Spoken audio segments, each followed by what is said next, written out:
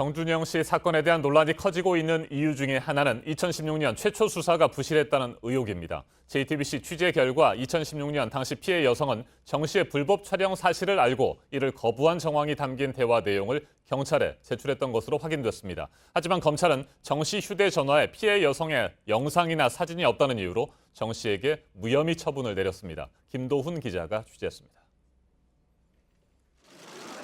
정준영 씨에 대한 A씨의 고소장이 성동경찰서에 접수된 건 2016년 8월 6일. 정 씨가 자신의 신체 일부를 몰래 찍었다는 겁니다.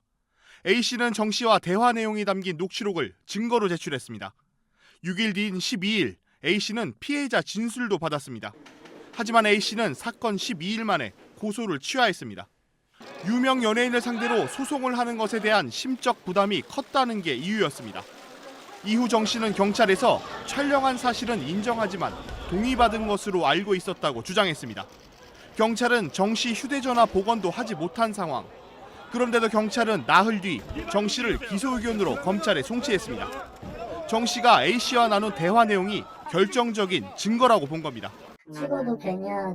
그것도 피해자가 찍지만 안 돼. 그리고 이런 정황이 담겨 있는 거거든요. 찍는 순간에 안 돼. 뭐 이런 피해자 의사에 반한 거죠.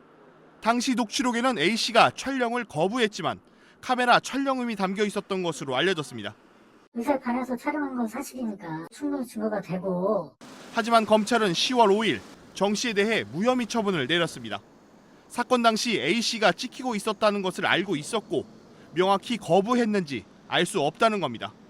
특히 불기소 이유서엔 휴대전화에 대한 모바일 분석 결과 A 씨의 신체를 촬영한 사진이나 영상이 발견되지 않았다고도 적시했습니다. 최근 논란이 된 정 씨 휴대전화에선 다수의 불법 촬영물이 발견된 상황.